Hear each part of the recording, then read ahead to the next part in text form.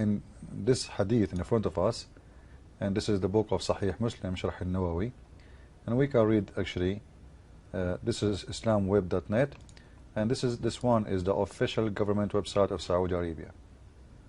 Official government website. And the one who is the minister of Saudi Arabia for Islam, he is the one in charge of this website. So this is no kidding. And this is Sahih Bukhari.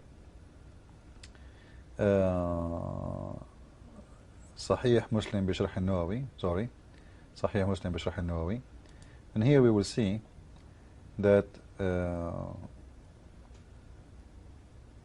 page number 348, this hadith is speaking about something very, very disgusting. Now, Muslims for sure, they try to cover the shame in this story in here, and they try to make it look totally different.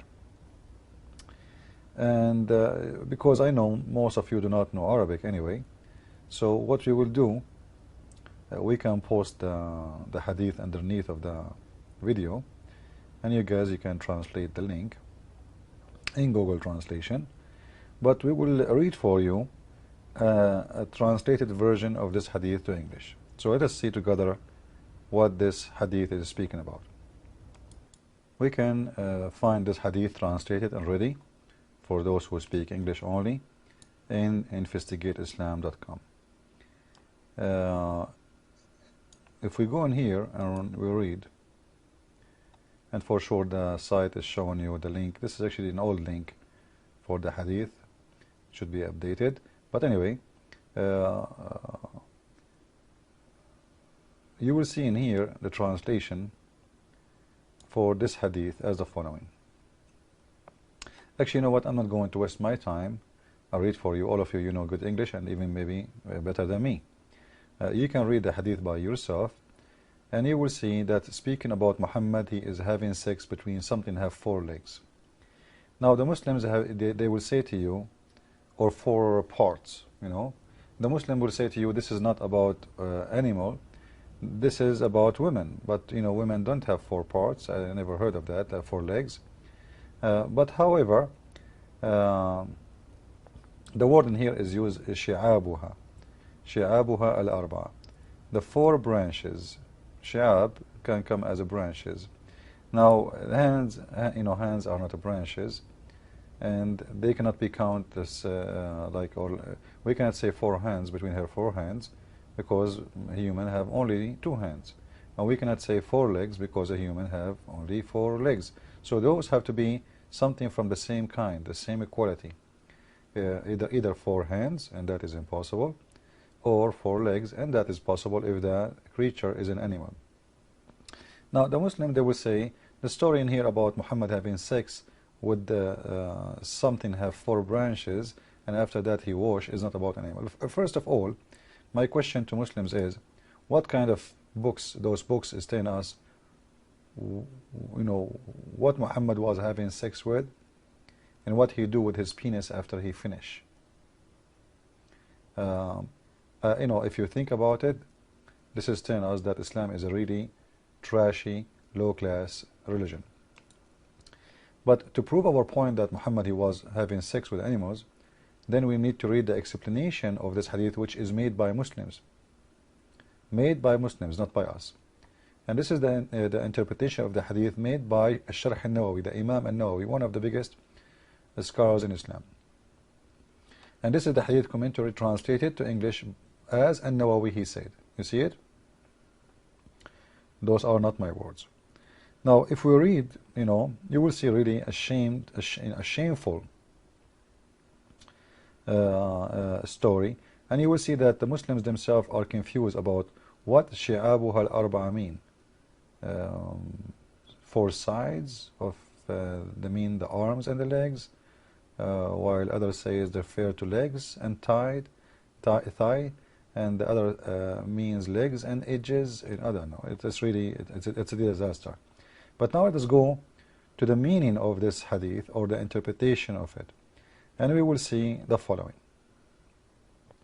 And read with me, please. Those are not my words. Those are the Muslim interpretation words. Our companions have said that if the panel head has penetrated, and they are talking about the penis, penetrated a woman anus or a man anus. Look with me. A woman anus or a man anus. You know, I don't know what to say. Because why a Muslim want to explain to us about what to do with your penis after having sex with a woman anus or men anus, unless it is accepted in Islam to do so? Because remember, the whole story in here is about washing your penis before you have, before you pray. So those are good believing women and men, and Allah, apostle, he is teaching them what to do after you use your penis. Or a woman use even a penis, and you will see later, with the woman anus or a man anus. Or an animal anus, animal's vagina or its anus. Like, this is really getting weird, huh? So the Prophet in Islam in here teaching us, and the Muslim, they will say, hey, this is not the Prophet talking, this is the Imam. It doesn't matter. The Imam is explaining what your Prophet he meant to say. This is your scholar, he's explaining what the Prophet he wanted to say. And not only that, this is the companion, which means the majority of Muslims agreement about what this about. It's not about one person only. So, animal vagina or its anus. That's really amazing. What a high standard religion. And we continue, because the story is not done yet. We will see in here, it says, it is necessary to wash whether the one being penetrated is alive or dead. What? Hold on a second. Women anus, men anus, animal vagina and its anus, whether it is alive or dead, young or old. That's really amazing. Even dead one, Muslims, they want to have sex with. Actually, all of us, we knew the story about Muhammad sleeping with Fatima bint Asad, the mother of Ali, in her grave, and Muslims, they say he did not have sex with her. Then I want to ask them, he slept with her for what? She's in the grave, and he, you know, he supposedly, she was naked, and he clothed her. He took his clothes and he covered himself and her with his clothes. The Muslim, they will say, to make the pressure of the grave lighter. Huh? Ah, lighter. Okay, so I sleep with a woman in the grave. That will make the pressure of the grave lighter. Okay. So in here we will see that Muslims are teaching their fellow Muslims that you can have sex with the anus of a man and animal, dead or alive. And we continue. The story is not over yet. If we go down here a little bit, you can read the whole story. Actually, I'm going to post for you the link underneath of this, so you can read by your own. I don't want to say enjoy, because I don't think you guys will enjoy it that much. It's disgusting. But to make the story short, look at the end of the interpretation, what it says. And here, actually, it's talking about if a man, he warp his penis with the etc. You know, it's disgusting. I don't know what's wrong with this religion.